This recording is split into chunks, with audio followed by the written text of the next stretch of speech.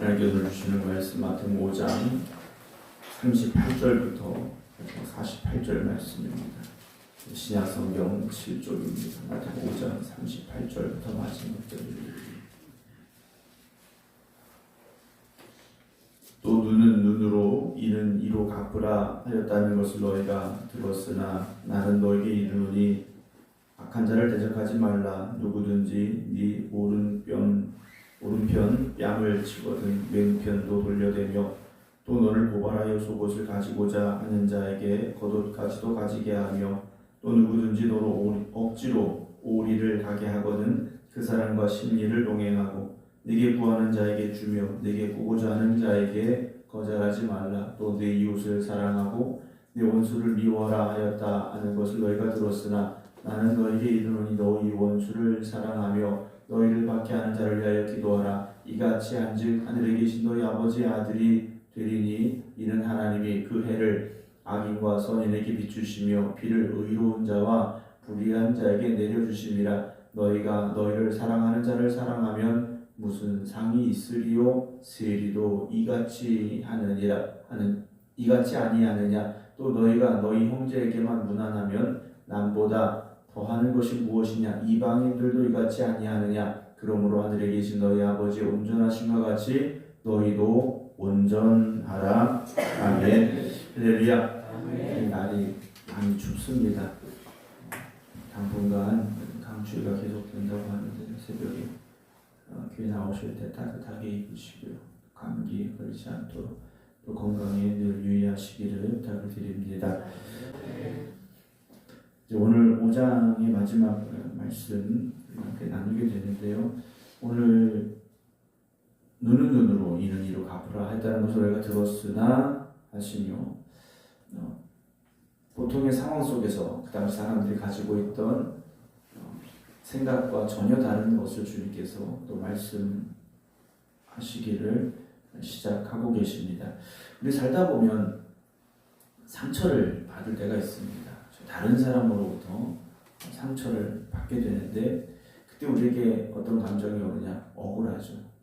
내가 왜 그 사람한테 상처를 받아야 되고 내가 왜 그 사람 때문에 힘들어야 되고 내가 왜 그 사람 때문에 아파야 하는가? 억울함이 들게 되죠. 그러면서 마음 한편에 어떤 생각이 드느냐? 똑같이 갚아주고 싶은, 내가 갚아주지 못한다면 다른 사람이라도 그 사람에게 내가 느꼈던 그런 슬픔이나 아픔이나 어떤 이런 감정들을 그 사람도 느끼게 해주고 싶은 그런 마음이 들게 될 때가 있습니다. 그래서 당한 만큼 갚아주고 싶은 게 우리의 보통의 마음이죠. 왜 나만 아파야 돼? 너도 아파야지. 왜 나만 힘들어야 돼? 너도 힘들어야지. 이런 생각을 갖게 됩니다. 근데 주님께서는요, 그렇게 말씀하지 아니하십니다. 이 당시에 눈은 눈으로 이는 이로 갚으라 하였다는 것을 우리가 들었으나 출애굽기에 나와 있는 말씀이에요. 출애굽기에 그렇게 해주라 돼 있거든요. 근데 이걸 주님께서는 어떻게 우리에게 말씀해 주고 계시느냐? 똑같이 갚아줘도 된다라는 어떤 표현이라고 할까요? 하나님으로부터의 허락, 허가증 이렇게 생각을 한 겁니다. 예를 들어 내가 누구한테 한 대 맞았어요. 나도 똑같이 한 대를 때리는 겁니다. 누군가 내 양을 죽게 했어요. 그럼 나도 그 사람의 양을 죽게 하든지 떼앗아 오든지 이게 당시에 당연한 법이었다라는 거죠. 그런데 주님께서 하시는 말씀은 뭡니까? 나는 너희에게 이르노니 악한 자를 대적하지 말라. 누군지 내 오른편 뺨을 치거든 왼편도 돌려대며 하시며 이 말씀을 하시는데 눈에는 눈, 이에는 이라는 것은 똑같이 갚아주라는 것이 아니라 내가 그런 해를 다른 사람에게 끼쳤을 때 내가 다른 사람에게 어떤 손해를 끼치고 다른 사람들에게 아픔을 줬을 때 그게 나에게도 똑같이 올 수 있다라는 걸 먼저 생각하라는 겁니다. 그래서 그렇게 하지 말라. 이것이 진정한 하나님의 뜻이다 라고 주님께서 지금 오늘 이 말씀을 시작한 겁니다. 만약에 우리가 정말 주님 말씀하신 것처럼 내가 누군가를 한 대 때렸어요. 그럼 어디선가 나를 때리는 손이 날라온다. 그러면 한 번 더 생각하겠죠. 내가 말로 누군가를 상처 줬어요. 그러면 또 누군가가 나에게 그 말로 상처 줄 것이라는 것을 우리가 알고 있다면 글쎄요, 우리의 말이나 행동이 조심스러워질 수밖에 없겠죠. 운전하다 보면 이 과속 단속 카메라가 있지 않습니까? 생극에도 초등학교 앞에 저 생극 어린이집 앞에 두 군데가 지금 가까운 곳에만 두 군데가 있어요. 근데 시속 30km입니다. 어린이 보호구역이라 어떻습니까? 거기를 30km 이상으로 달리는 차들이 없습니다. 왜냐하면 달리면 단속이 되고 과태료를 내고 범칙금을 내야 되고 심지어는 벌점도 생기니까 뭐 어떤 차든지 뭐 몇십 톤 화물차든지 뭐 소형차든 대형차든 뭐 비싼 차든 싼 차든 누구나 그 자리에서는 30km를 지키게 되죠. 왜냐면 나한테 돌아오는 불이익이 있지 않습니까? 그 불이익 때문에 조심하는 거죠. 우리가 그런 불이익이 나에게 당장 돌아온다면 그 일로 인해서 나에게 어떤 더 큰 손해가 온다면 누가 행동이나 말을 마음대로 하겠는가라는 거죠. 그런데 사실 지금 당장은 아니지만 누가 보고 계십니까? 하나님이 보고 계시고 하나님이 알고 계시다는 거죠. 여러분, 우리가 어떤 말을 했을 때 어떤 다른 사람에게 상처 주는 말, 다른 사람에게 어떤 악한 행동을 했을 때 물론 그것을 당한 사람도 아프고 속상하겠지만 여러분, 하나님의 마음이 더 아픈 거죠. 하나님의 자녀된 우리가 그렇게 말하고 그렇게 행동하고 그렇게 생각한다는 것이요, 하나님 앞에 하나님께 얼마나 큰 아픔을 드리는 겁니까? 여러분, 우리 자녀들이 세상에 나가서 자기들 마음대로 살고 다른 사람 막 때리고 이러면 부모의 마음이 어떻겠습니까? 여러분, 아버지 하나님의 마음을 먼저 우리가 생각해 보면서 우리의 말 또 우리 행동을 좀 다스릴 수 있어야 되지 않을까라는 생각을 하는데요. 예수님께서 악한 자를 대적하지 말라라고 말씀을 하십니다. 악한 자를 대적하지 말라는 건 그냥 보고 가만히 내버려 둬라 이 말씀이 아니에요.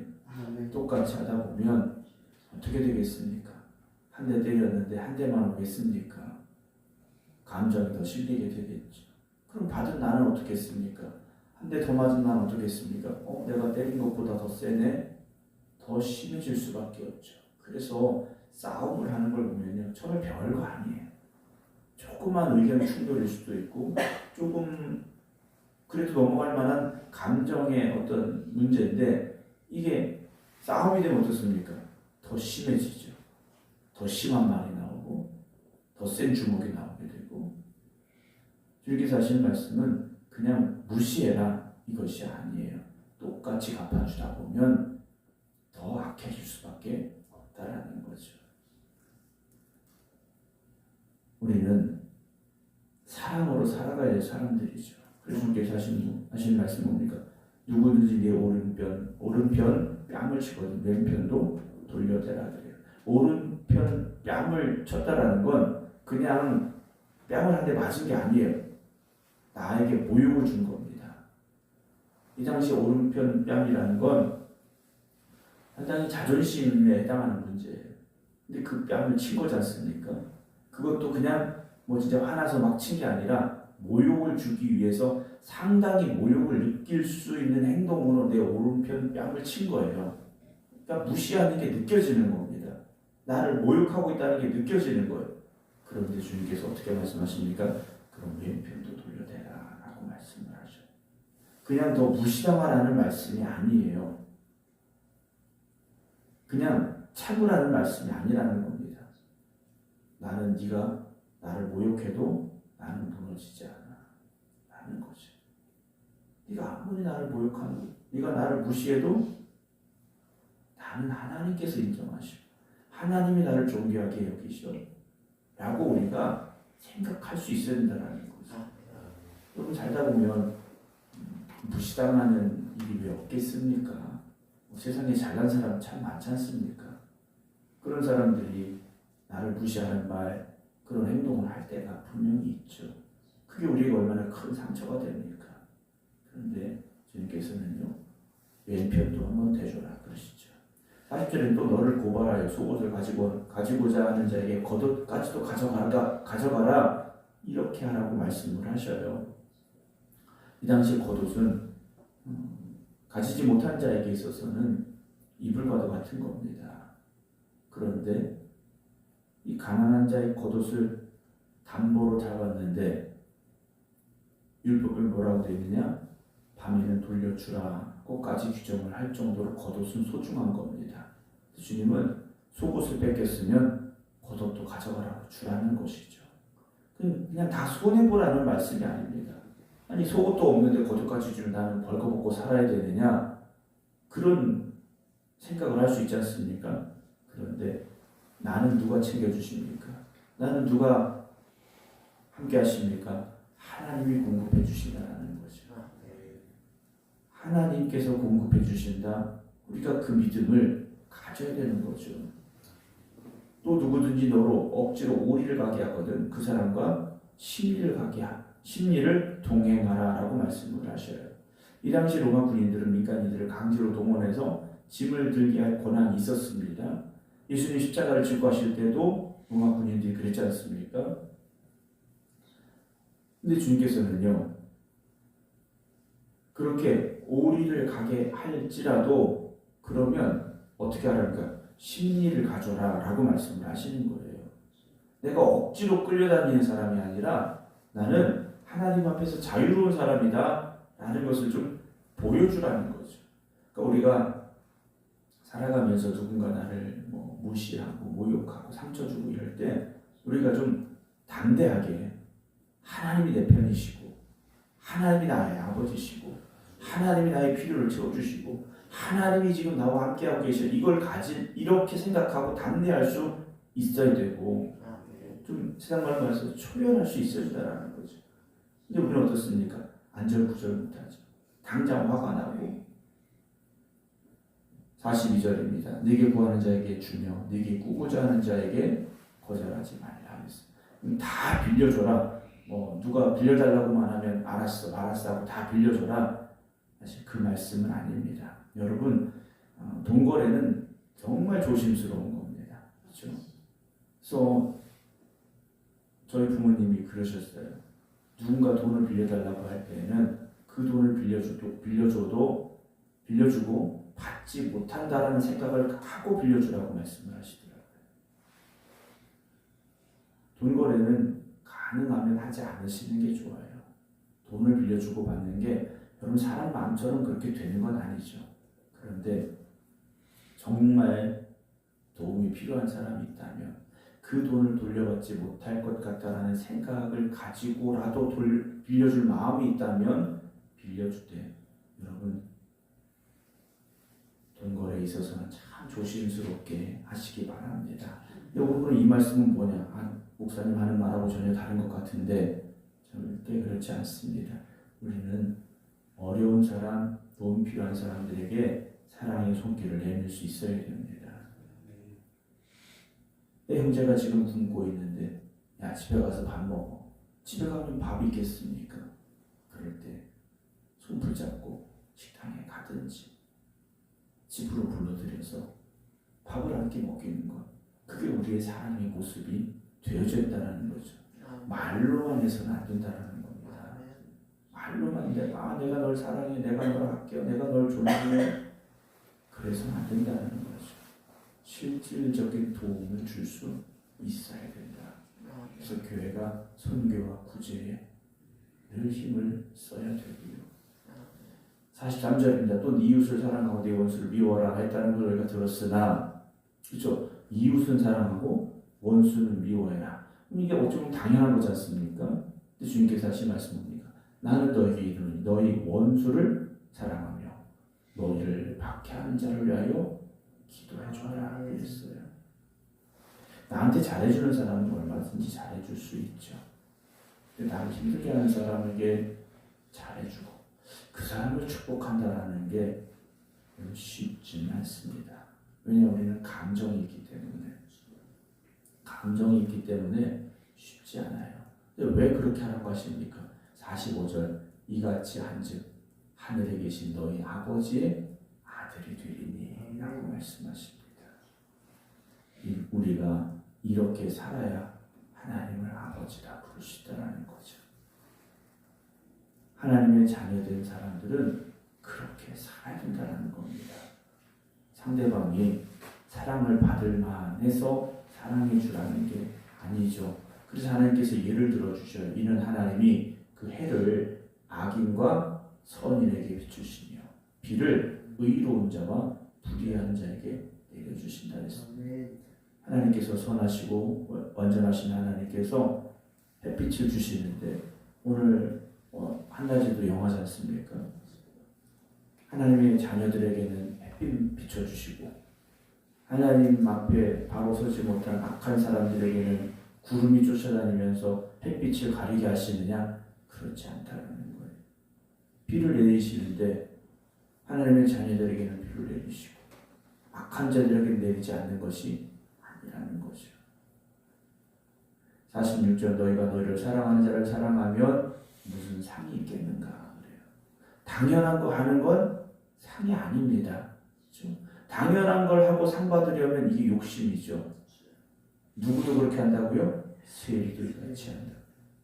또 너희가 너희 형제만 무난하면 남보다 더하는 것이 뭐냐? 이방인들도 이같이 한다 그럽니다. 세리도 이방인도 다 하는데 그 정도는 하는데 우리가 그 정도 해가지고 하나님의 자녀라고 말할 수 있느냐라는 거죠. 그것을 넘어야 된다라고 말씀하시는 겁니다. 그냥 오늘 이 말씀은 야, 좀 착하게 살아라 이것이 아니에요. 세상 사람들은 못하는 걸 우리는 할 수 있어야 된다는 거죠. 세상 사람들이 못하는 걸 우리는 할 수 있어야 됩니다. 마지막 48절 그러므로 하늘에 계신 너희 아버지의 온전하신 것 같이 너희도 온전하라 라고 말씀하십니다. 쉽게 말씀드리면 하나님 자녀답게 살라는 말씀이에요. 하나님과 똑같아져라 이 말씀이 아니라 하나님 자녀답게 살라는 겁니다. 여러분 우리가 살아가다 보면 우리도 세상 사람들처럼 살고 싶을 때가 있죠. 아니 목사님 그렇게 우리가 말 조심하고 행동 조심하고 이거 어떻게 살아갑니까? 물론 완전할 수는 없습니다. 그러나 노력하는 거죠. 노력해보는 겁니다. 정말 내가 하나님의 자녀라면 어떻게 살아야 될 것인가를 한번 생각해 봐야 되죠. 그래야 세상 사람들에게 예수 믿는 사람들이 어떻게 말하고 어떻게 행동하는지를 보여줄 수 있지 않겠습니까? 예전에는 그렇지 않습니까? 이렇게 말하고 행동하는 거 혹시 교회 다니세요? 이런 이야기들이 가끔은 들렸어요. 근데 요즘 어떻습니까? 그런 얘기하는 사람 보신 적 있습니까? 거의 없어요. 그럼 무슨 말이겠습니까? 세상이 교회를 볼 때 세상이나 교회나 똑같다라는 거. 오히려 뭐라고 말할까? 교회가 더하다고 해요. 교회 다니는 사람들이 더하다고 이야기합니다. 여러분 절대 그런 말들이 들려서는 안 되지 않겠습니까? 사랑하는 성도 여러분, 오늘도 우리가 분명히 세상 속에서 똑같이 또 말하고 똑같이 행동하게 될지도 모릅니다. 그러나 오늘 이 말씀 기억하면서 한 번 더 생각해 보는 거죠. 억울한 일 당할 때 한 번 더 참아보는 겁니다. 그리고 기도하는 거죠. 하나님 내가 지금 이렇게 억울한 일 당했는데 하나님 나를 위로해 주세요. 하나님 이 상황을 이겨낼 수 있도록 나에게 힘을 주세요. 내가 주님의 사랑을 가지고 살아갈 수 있도록 하나님 함께 해주세요. 여러분 기도하시기 바랍니다. 아멘. 당한 만큼 갚아주는 건 세상입니다. 그러나 오늘 우리는 그걸 하나님의 사랑으로 이겨낼 수 있는 그런 사람들이 되어져야 할 것입니다. 아멘. 혹시나 누구 때문에 상처받고 누구 때문에 힘들었다면 하나님의 위로가 있을 것입니다. 하나님이 갚아주심이 있을 겁니다. 오늘 여러분들의 마음에 하나님 주신 평안함이 있으시고 또 내가 하나님의 자녀답게 또한 살겠습니다 라는 결단과 고백이 있게 되기를 주님의 이름으로 축원합니다. 기도하겠습니다. 우리가 오늘도 살아가며 또 많은 사람들을 만나게 되고 또 세상 속의 삶을 살아가게 될 때 우리의 말과 우리 행동을 주님께서 주장하여 주시옵소서. 세상의 사람들처럼 말하고 행동하지 않게 하시고 하나님의 자녀답게 말하고 행동하는 저희들 되게 하여 주시옵소서. 그래서 모든 믿는 자의 본이 되게 하시고 세상 사람들에게 예수 믿는 사람의 말과 행동을 보여줄 수 있는 저희들 되게 하여 주시옵소서. 살아오며 상처받고 또 아픔을 당한 이들이 있다면 주님의 위로가 오늘 저들을 어루만져 주시옵시사. 저들의 마음의 상처가 회복되게 하시고 주님을 바라봄으로 인하여 회복되게 하시고 주님의 사랑으로 다시 일어설 수 있는 저희들이 되게 하여 주시옵소서. 이제는 우리 주 예수 그리스도의 은혜와 아버지 하나님의 극진하신 사랑하심과 성령님의 감동 감화 교통 역사하심이 오늘도 하나님의 자녀답게 우리가 이 하루를 살겠습니다 결단하며 기도드리는 모든 성도들 위해 이제부터 영원토록 함께 하시기를 간절히 축원하옵나이다. 아멘.